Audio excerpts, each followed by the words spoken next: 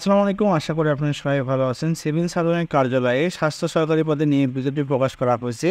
এটি আপনারা অষ্টম এইচএসসি পাস থাকলে অনলাইনে ফর্মটি পূরণ করতে পারবেন। এছাড়া কবে থেকে আবেদন শুরু এবং শেষ কবে, কোন কোন জেলা প্রার্থী অনলাইনে ফর্মটি পূরণ করতে পারবেন, এই সকল বিষয় নিয়ে এখন আলোচনা করবেন। ভিডিও শুরু করার আগে আপনাদের কাছে ছোট্ট একটা রিকোয়েস্ট থাকবে। আপনারা আমার চ্যানেল নতুন হয়ে থাকলে অবশ্যই আমার চ্যানেল একটি সাবস্ক্রাইব করে নেবেন। এছাড়া এই ধরনের সরকারি এবং বেসরকারি চাকরি আপডেট সবার আগে পেতে আমার চ্যানেলে বেল আইকন বাটনটি ক্লিক করে রাখবেন।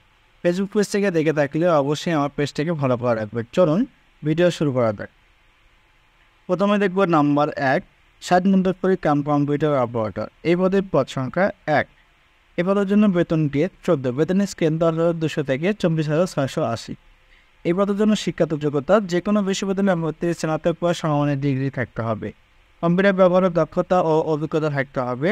7 লিপিতে প্রতি মিনিটে বাংলায় 45 শব্দ ও ইংরেজিতে প্রতি মিনিটে 70 শব্দ থাকতে হবে এবং কম্পিউটার টাইপিংয়ে প্রতি মিনিটে বাংলায় 25 শব্দ এবং ইংরেজিতে 30 শব্দ থাকতে হবে। নাম্বার 2, পরিসংখ্যান বি। এই পদে পদ সংখ্যা 5, বেতন দিয়ে 14, বেতনের স্কেল 10,200 থেকে 24,680।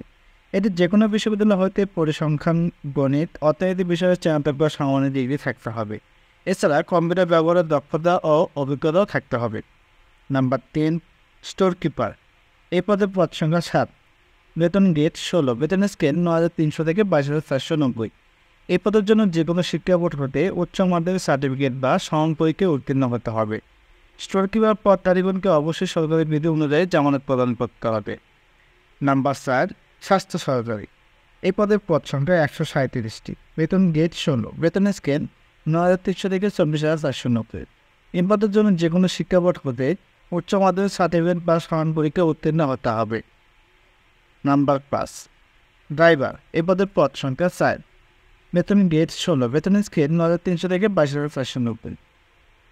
এই পদের জন্য বাংলাদেশ যে কোনো বোর্ড হতে জেনারেল স্কুল সার্টিফিকেট বা সমান পরীক্ষায় উত্তীর্ণ হতে হবে, অর্থাৎ 8ম শ্রেণী পাস হতে হবে।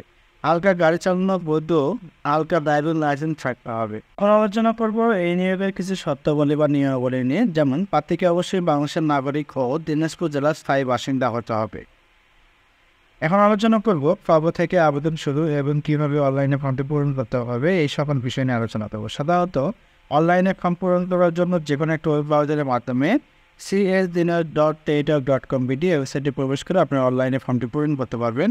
অনলাইনে আবেদনপত্র পূরণ ও পরীক্ষার ফি জমা শুরুর তারিখ 3/10/2024 সকাল 10টা হইতে 30/10/2024 বিকাল 5টা পর্যন্ত আপনারা অনলাইনে ফর্মটি পূরণ করতে পারবেন।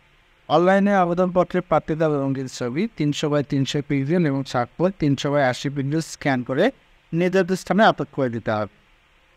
অবশ্যই ছবির সাইজ 100 KB এবং স্বাক্ষরের সাইজ 60 KBর মধ্যে হতে হবে।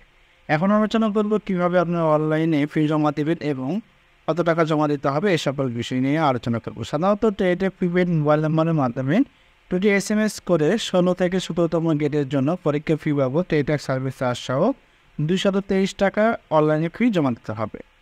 অনলাইনে ফি জমা দেওয়ার জন্য নিয়োগ প্রসেস রয়েছে, এখানে ভালোভাবে দেখে নেবেন। যেমন SMS CS দিনাস স্পেস, আপনার আবেদনটি সাবমিট করার পর একটি প্রদত্ত ইউজার আইডি পাবেন। ইউজার আইডি লিখে 16 নাম্বারে সেন্ড করে দিতে হবে।